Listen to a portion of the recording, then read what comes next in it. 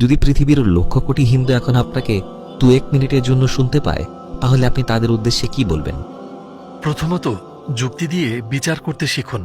কোরআনে খুব সহজ একটি যুক্তি দেওয়া আছে। যদি একাধিক ঈশ্বর থাকতো তাহলে তাদের ইচ্ছেগুলোর মধ্যে জট লাগবে। উদাহরণ হিসেবে ধরা যাক একটা গাছ, একজন দেবতা চাইলে এটা লাল হোক, অন্য আরেকজন চাইলে এটা সবুজ হবে, আরেকজন চাইবে সেটা নীল হবে। সেই গাছটা তাহলে কি রঙের হবে? এই প্রশ্নের উত্তর আপনার কাছে নেই। লাল, নীল না সবুজ, তাদের তিনজনেরই ভিন্ন ভিন্ন মত রয়েছে। তো এদের একজন, আপনি যদি একজনের মত গ্রহণ করেন, এর মানে হলো ঈশ্বর হিসেবে বাকি দুইজন অপেক্ষাকৃত দুর্বল।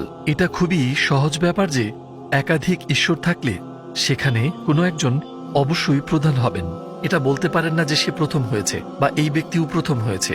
না, কেবল একজনই প্রথম হতে পারেন, তারপর দ্বিতীয় স্থান, তৃতীয় স্থান, চতুর্থ স্থান। তো আপনি যদি বলেন যে নির্ভরশীলতার শেকলের পর অবস্থান করেন এক প্রকৃত সত্তা, প্রকৃত অদ্বিতীয় এক সত্তা, তিনি একক।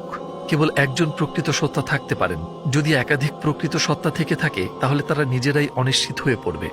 তাই প্রয়োজনীয়তার সূত্রে কার্যকারণের শেকলের প্রান্তে রয়েছেন একজন। এবং আমি বলবো এই আলোচনাটি শুনুন, আমাদের কথাগুলো শুনুন, এবং ইনশাল্লাহ যদি আল্লাহ চান আপনি হাত তুলে বলবেন, হে আমার রব, তুমি যেই হয়ে থাকো, যেখানেই থাকো, আমাকে পথ দেখাও, পথ দেখাও, আমাকে সাহায্য করো। এবং দেখুন, কোরআন পড়ুন, এবং ইনশাল্লাহ আল্লাহ চাইলে আপনি যদি সত্যিই চান, ইসলাম আপনার জন্য অপেক্ষা করছে।